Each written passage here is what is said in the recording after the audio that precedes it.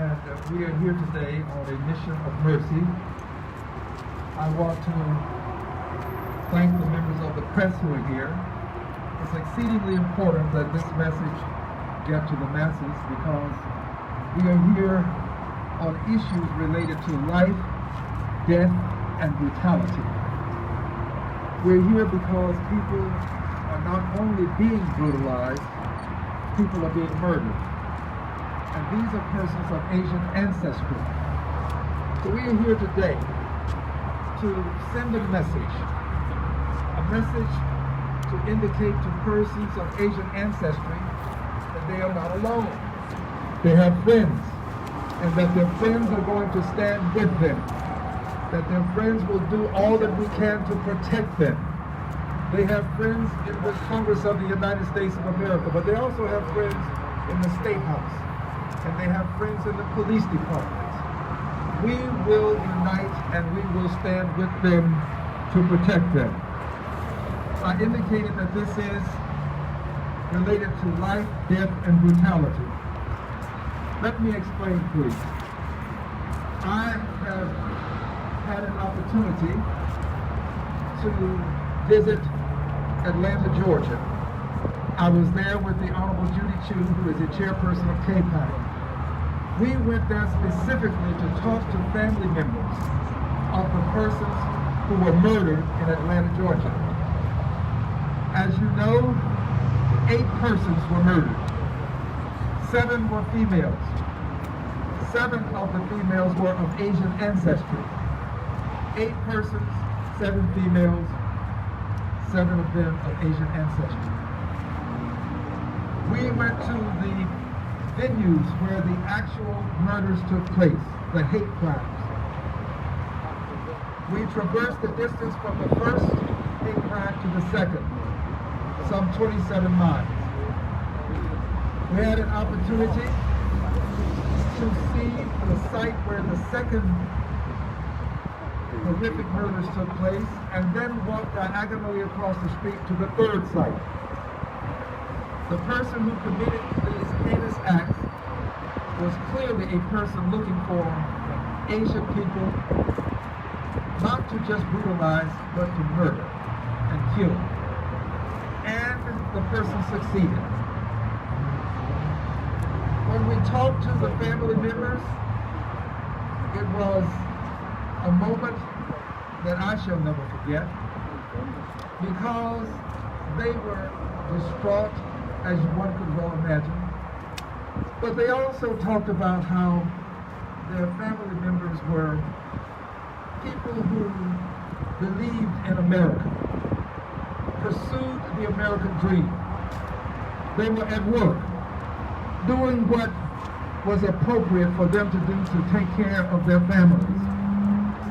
They were persons who believed that if you come to this country and you work hard and you obey the law, that you can have not only success, but you can have life, liberty, and the pursuit of happiness. This is what they were doing. They were pursuing the American dream when they lost their lives at the hands of hate. Some say that this may not be a hate crime. Speaking as a judge who heard many probable cause hearings, a lawyer who tried many criminal cases, a person who's a son of the segregated South, a person who knows what hate smells like. When I was much younger, I had to go into colored restrooms. They were always filthy. I had to drink from colored water fountains. They were always dirty. I know what it smells like. I also know what it sounds like. I've been called ugly names, names that I don't repeat, words that I don't use. I know what it looks like. The KKK burned a cross in my yard. I know what it sounds like. I know what it looks like. I know what it smells like, but I also know what it hurts like. And I saw some of that pain when we visited the families in Atlanta, Georgia. The pain is with them and will be with them. But we did give them a message of they're not alone. And we will continue to stand with them. This is the kind of murder that we cannot tolerate. We should not tolerate any murder at all. But we can't tolerate this because it's directed at people just because of how they look. That was it. The belief that they were of a certain ancestry. We can't tolerate this in our country. I love my country. I believe in my country, and I believe that the country has a good foundation that we have to build on. We cannot allow this to continue. Let me move on to the latest incident, and there are many others that we can talk about. Some 3,800 have occurred since the pandemic, incidents related to Asian Americans. But the latest incident that I'd like to refer to is a 65-year-old lady who was merely walking the streets of New York, offending no one. And she was ambushed by a person who appeared to be much larger than she. Ambushed by a person who, for reasons that I can never even imagine, concluded that after he had pushed her to the ground with force that could have in and of itself caused her great harm, that he would take it upon himself to use his feet to kick and stomp. And all of these motions were aimed at her face, a desire to harm her face in ways such that she would forever remember that incident whenever she looked in a mirror. And then, of course, there is the man in New York City who had his face cut from one side to the next. A desire to harm the face. And people have been heard to say to people who are being harmed, you don't belong here. Go back. This is what was said to this 65-year-old lady. Friends, the message that we send is, you do belong here. You have no reason to leave except of your own volition. We will defend your right to be here and your right to be in public spaces, free of crime, free of fear of being harmed. You have a right to be here. And we want to make that clear to anyone who has thoughts otherwise. And we want persons who commit these crimes to be punished to the fullest extent that the law allows. They should not be allowed to escape the long hand and the long arm of the law. They must be punished. Now, as I move to bring up the Honorable Judy Chu, I want to reference a letter that she and I signed on to along with other members of Congress. We were concerned about this and sent a letter 1 year ago. 1 year ago as of yesterday. She and I sent a letter to the President of the United States of America because of our concern with these heinous crimes that not only had taken place, but also the crimes that could take place, knowing what the atmosphere would be like if the president at that time, Donald Trump, continued with some of his ugly discourse, public discourse, in terms of words and verbiage that he was utilizing. So let me just read quickly some of this letter. Dear President Trump, over the last few weeks of the COVID-19 pandemic, and this is dated April 1, 2020, over the last few weeks of the COVID-19 pandemic, more than 1,000 hate crimes have been reported against Asian Americans. The Federal Bureau of Investigation, FBI, Houston office has reported that it anticipates a surge in incidents of coronavirus-related hate crimes against Asian Americans across the nation. In Texas, a family of 3, including 2 small children, were stabbed by an attacker who believed they were carrying the coronavirus. In California, a 16-year-old boy was assaulted and hospitalized by his peers at school who claimed he was the coronavirus. In New York, a woman who wore a face mask in a Chinatown subway was brutally attacked and called a diseased B-word. We urge you to immediately denounce and cease your use of the term Chinese virus in reference to COVID-19 and condemn other public officials associated with the coronavirus with persons of Asian ancestry and Asian descent, including Wuhan virus, Kung flu. Such racially charged characterizations of this virus are not only deeply hurtful, they are contributing to a rise in anti-Asian discrimination and violence amid this global public health crisis. The letter goes on to say, as I move to a closing paragraph, words matter. There is simply no defense for encouraging scapegoating and targeting of immigrants and minorities for spreading a disease that has no borders. This inflammatory rhetoric serves only to justify discrimination and exclusionary laws.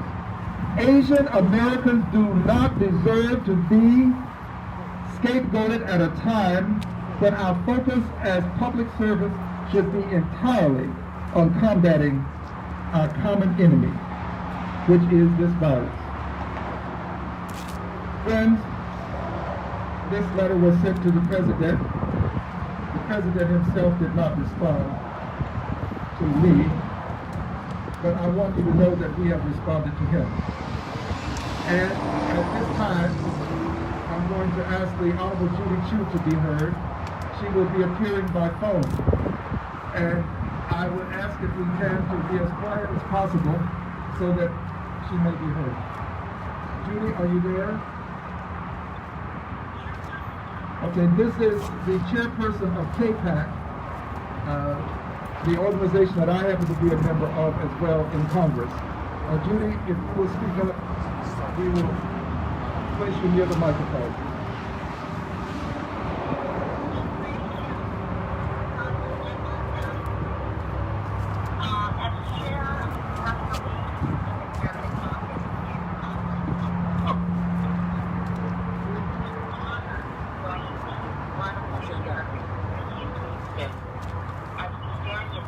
I'm going to ask for just a moment, if you will, please.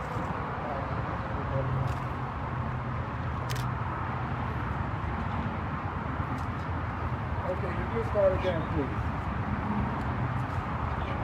Thank you so much, Congressmember Al-Green.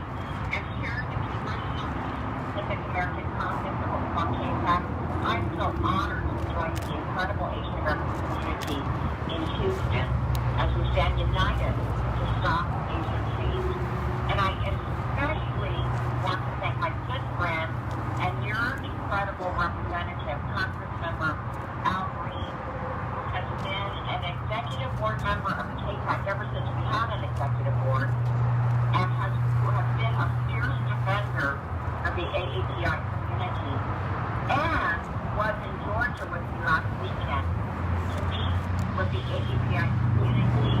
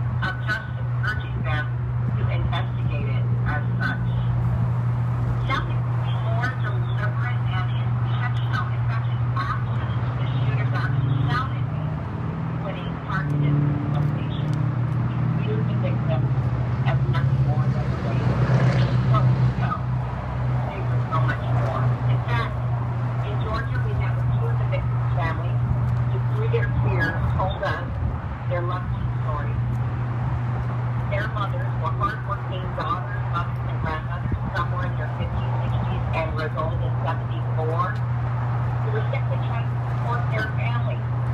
Xiao Zhenhan was the owner of Young Asian Massage and the mother, who worked over 12 hours a day, 6 days a week, to provide for her family. She died just a few days short of her 50th birthday, and her daughter Yami spoke to us in tears about how unfair it was that her mother's life was cut short. Young Ayu was a mother and grandmother who loved to cook Korean food and sing karaoke and was loved really by her family. Since these shootings in Atlanta, many Asian Americans have wondered, will I connect? And in fact, just a couple of days ago, we saw the video footage of a 65-year-old Asian American woman in New York City who was brutally attacked while she was walking to church. What was even more shocking was that the security guards not only did not help her, they closed the door on her. In fact, the Asian press lately and the small thing is that it's happening for more than a year. There's been over 3,800 reported anti-Asian hate crimes and incidents. And what is even more alarming is that this year, the hate crimes against the elderly and vulnerable really spiked all across the nation. Now that's why we in the Congressional Asian American Caucus are taking action. We called for a virtual day of action and used on March 26th to stop the AAPI. Without everyone from President Biden to celebrities to athletes to grassroots. Access has not helped President Biden. Within his first week in office, President Biden issued a presidential memorandum to address anti-Asian hate that instructs the Department of Justice to work with AAPI community to find solutions to these hate crimes. And just this week, President Biden announced additional actions that he's taking to keep AAPI safe. But this is just a start. Our laws are clearly not safe for the moment, and that's why we're pushing for Congress to pass the COVID-19 Hate Crimes Act and the No Hate Act. These two bills will provide more resources and support needed to track and respond to hate crimes and to keep communities safe. Well, there are many things to say, but let me tell you the most powerful thing is to come together, no matter what our level, united in speaking out against the Asian hate. The Asian American community has been in pain for so long, but we cannot be anywhere. And that's why I'm so glad to join you today. I know that together we can stop Asian hate. Thank you. Thank you very much, Judy. We greatly appreciate your words. Would you give her an expression of appreciation, please, for calling in from California? Thank you. Now, a couple of comments, and I'd like to introduce another speaker who's here. I'd like to make this comment because it's exceedingly important. We can no longer silo these circumstances and have each community take on the challenge of dealing with hate alone. Siloing these acts of hate will only allow it to continue to proliferate. We must band together.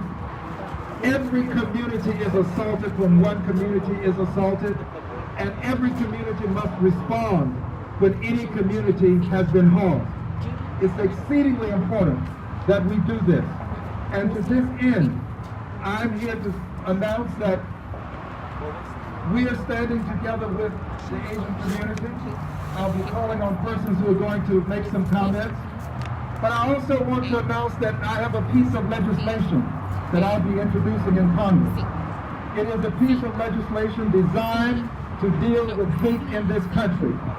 It calls for a Department of Reconciliation. In the last Congress, it was H.R. 992.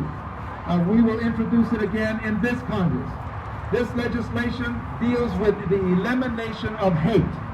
It does not deal with many other things that it could. We're all about eliminating hate. There will be a secretary of reconciliation. There will be staff members. We would like to see undersecretaries of reconciliation. We would like to make sure that it is properly funded. And we're calling on the funding to come from the Congress of the United States of America in an amount that would be approximately 10% of whatever the Defense Department's budget happens to be at a given time. This is a means by which we can avoid siloing these circumstances and all unite around a Department of Reconciliation to deal with the hate that we have to encounter, unfortunately, too often in this country. I am told that I have another member of Congress who has arrived. My colleague from the 18th Congressional District has come to join us today. And she has, of course, a bill that will deal with some of the hate that we have experienced. And her legislation is something that I support, and she supports my resolution to have a Department of Reconciliation. So at this time, I'm going to ask her, we were all instructed earlier, to be as brief as possible because of the number of speakers that we have. So I'm going to ask her to come forward with her comments. Okay, I made a mistake. I was under the impression that she was here. She is on her way. With that said, let me ask someone who is here to speak, and that would be Representative Ron Reynolds. Representative Reynolds is a state representative who finds his way to all of the events that seem to involve people who are under assault, which today is no exception. The Honorable Ron Reynolds. Thank you, Congressman Green. I'm going to be extremely brief. I know that we have many speakers here today, and I'm here today as State Representative of House District 27 to stand in solidarity with Congressman Green from the federal level to say at the state level we denounce the acts of violence against the Asian community. You know, I'm reminded that injustice anywhere is a threat to justice everywhere, as Dr. King taught us. And the news that Congressman Green stated that has happened across the country targeting Asian Americans in this country is heinous, is despicable, and is unacceptable. And I encourage everyone to do as we're doing today, to stand in solidarity and speak out against it, to denounce it, to do what former President Trump did not do. Because your silence speaks of your values. When you don't push back, your silence is saying you accept it. And no one with any kind of conscience should be able to accept the inhumane and cruel treatment that has been targeted upon members of the Asian community. So at the state level, Congressman, I joined in as a co-author of Representative Gene Wu's resolution denouncing these acts. And we did that on the House floor of the House of Representatives. And so I just want you to know that we have to continue to speak truth to power and to not let anyone feel as though that this is something that we can tolerate. We have to push back, and I fully support the resolution and the legislation that Congressman Green is leading. And I want to continue to join in with my Asian brothers and sisters. And one of the things I want to say finally is that I'm proud, just as in Congressman Green's district, we have a large concentration of Asian Americans, and we think that's what makes our strength. Our strength is in our diversity. We are stronger together, and we're more united when we work together. We cannot allow people to fragment us as African Americans or Asians or Hispanics or Anglos. We're all in this together, and my faith teaches me that there's really only one race, and that's the human race. Thank you so much, and God bless you, and I'll continue to pray for peace that surpasses all understanding. Thank you. Next, we will hear from Councilwoman Alice Chen, newly elected but has been very effective. Councilwoman Chen. Thank you, Congressman. My name is Alice Chen, of the Sadler City Council, also Mayor Pro Tem. It is a sad day to know about this incident. And one of the victims, she is the owner of the salon. Her name is Tan Xiaojie. She was murdered 2 days before her birthday. Han Xiaojie. Her last name is the same like my last name. So I want to say this. It's a wake-up call. Asian Americans need to wake up and think about this. We need to work with other minority community, like Congressman just said. This is a big community. We need to build bridge with African American community, Latino community, Jewish community, Korean community, Japanese community, Muslim community. We need to work together. Only work together, we'll be united and stronger. We can united. We can stop hate crime against Asian Americans. United, we can stop hate and discrimination against all race. Thank you. Thank you very much. We will next hear from Randy Zolinsky. Randy is with the American Jewish Committee. I'm proud to have been associated with this organization over the years. He has done an outstanding job fighting hate. Randy Zolinsky, would you give him a hand, please? Thank you, Congressman. American Jewish Committee 2 years ago created the Community of Conscience here in Houston, comprised of Asian, Black, Latino, Muslim, Hindu, Jewish, and Anglo ethnic leaders, faith leaders, as well as at the grassroots level. A year ago, we met at the Chinese consulate to stand in solidarity and condemn the hate against the Chinese community here, as well as globally.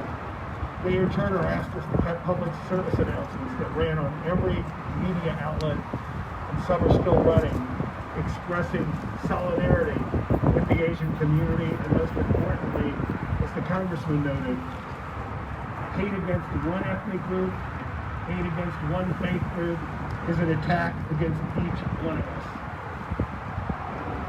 Today, we stand together with the Asian community, and it's not just as the stereotype is, it's the Chinese, the Asian community in Houston, Harris County, and Fort Bend help make up the most diverse area of the country. They're Indian, Pakistani, Malaysian, Vietnamese, Korean, Japanese, Filipino. It's not just Chinese, it's a cross-section. As Dr. Kleinberg notes, Houston has a challenge. We're the most diverse city and area in the country. If we get it right, America's future will get it right. We cannot afford to fail under any circumstances. Thank you again. Thank you very much for your words. We greatly appreciate your presence. Let us now hear from Ms. Debbie Chen. She is with OCA of Greater Houston. Debbie Chen, give her a hand, please. Good morning. Thank you everyone so much for being here, and thank you to our brothers and sisters who stand in solidarity with the Asian American community. Together we can stop hate. And I get many calls from people asking, well, what can I do? What can I do in this time? And I would just re-emphasize to everyone that the first thing you can do is really intervene, right? If you see something happening, it doesn't have to be an act of violence, a microaggression, right? A snide comment, any type of harassment. Stand up, right? Say, that's not wrong, that's not right. Intervene in that. And then the second thing I really emphasize to everyone, if we want long-term systemic change of the different pillars that uphold a xenophobic and discriminatory and racist type of attitude in this country, then we need to stand together and everyone needs to register and actually go vote. The different bills that the congressman spoke of, we need to all contact our representatives to tell them to vote for it, right? To stand up against hate. And then lastly, again, everyone needs to register and vote and give serious consideration, especially in the state of Texas. We need to change our education system. We need to change the history books, the social studies books, to include the histories and contributions of all Americans. so that we are changing the foundation of how we educate generations going forward, so that this is a country that has no hate in it and values everyone's contributions as equal human beings and citizens. Thank you. Thank you very much for your powerful statement.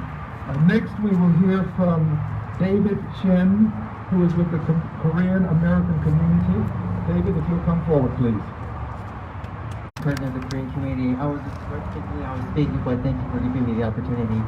Everyone's talking about how hate is wrong, but I'd like to take it one extra dimension. And I talked to Assistant Chief Yan Tian, and I asked him what kind of hate crimes are there. And in this example, it's race. It's against Asians, but there's lots of different types of hate crimes. What I want the community to be aware of is, even though we talk about race in this particular hate crime, those perpetrators, we should be careful not to label them as races representing their race. So we gotta be careful not to make this a racial war and escalate it. A lot of these perpetrators have mental health issues, so when we talk about hate ourselves, we have to be careful about some Asians that might jump out and become violent as well. So we have to be cognizant of all that as we speak and protect our Asians. Thank you. We are very much supportive of Asian businesses, and we have an Asian businessman who's with us, who is with the International Management District. He is known as the father of this international district, Mr. Wei Li.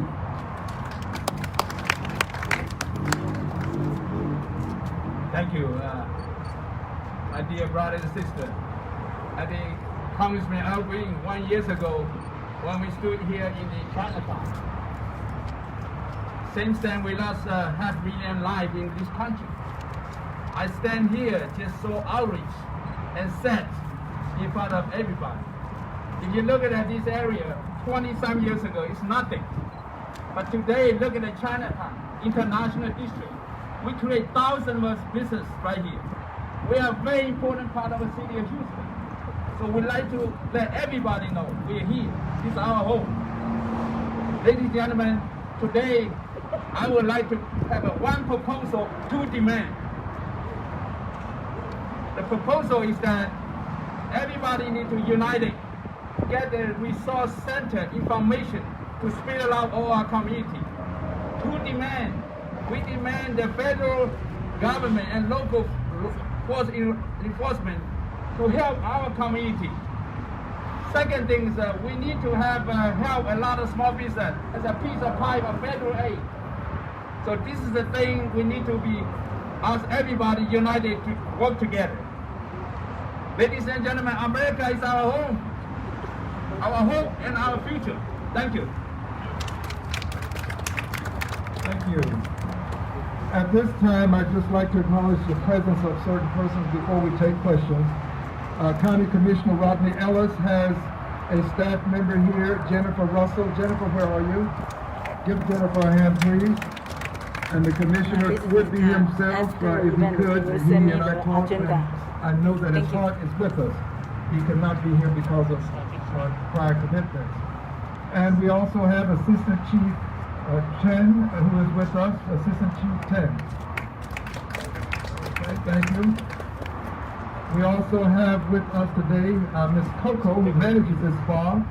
She is someone that I'll be visiting with shortly. I plan to go into the actual spa. I'm supporting Asian businesses. This is one way that I can do it, but also I wanted to come to this specific type of business because we want people who work here to know that we support them and that they are safe. I've spoken to the manager who tells me that after dark there are some concerns for their safety. So we want them to know that we are here for them and that they are definitely going to receive our support and our protection. And we want, of course, the police to do all that they can, and they've indicated they will. With this said, as I move to bring this to closure and take the questions from the press, I've noticed the arrival of my colleague that I introduced earlier, indicated that she was on her way. I'm going to ask that she give brief comments as we are coming to close. Congresswoman Sheila Jackson Lee from the 18th Congressional District.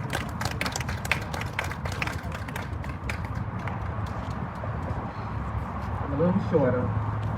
First of all, let me say to so many friends that are gathered here, let me say to each and every one of you, Congressman Green and Sheila Jackson Lee have no division, no air between our outrage, our passion for standing with our Asian, Pacific, and extended family members against Asian hate. We will not be divided, and I applaud Congressman Green for both his leadership and his embrace on recognizing that it is when we speak up, it is when we act, that the world knows that the heinous and outrageous attacks will not be tolerated against our family members, because that's who we're standing with here today. Let me acknowledge all of the leaders who are here. Representative Reynolds, I started naming Gordon Kwan and Ms. Wei Lee, who has been a pillar, leaders of the international community. Let me just say this. I am now moving with Congressman Green to ensure that hate crimes legislation been offered by Grace Ming, offered by Judy Chu, and hate crimes legislation that we're writing in the Judiciary Committee. My commitment to you is that that legislation will be placed in the Judiciary Committee in the month of April, and we will move that legislation before we reach the commemoration of Asian American Month. We will not tolerate hateful acts without accountability, without reprimand, and without a response. America cannot be silent. And as I close, America cannot be silent. This ability to be able to stand with my colleagues, this ability to stand with you will not be extinguished, will not be threatened. We will not be frightened. And we ask you to realize that you're not on this journey alone. You are frankly with those of us who will stand loudly and clearly against hate. That legislation will be passed. There will be language and laws that will particularly respond to those who will attack our elderly persons, our families, our businesses.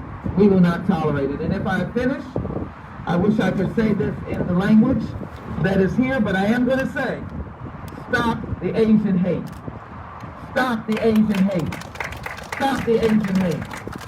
Thank you to Congressman Green for your stupendous leadership. You have in Congresswoman Sheila Jackson Lee a friend, and one who has traveled this same journey as you, and I am not going to get off the road. I'm going to stay on the road, and we're going to link arms together, and we are going to eliminate this kind of violence in America. We will take it no more. Stop Asian hate. Thank you very much for those very, very strong words, and we greatly appreciate your presence. Let us now receive the questions from the press, please.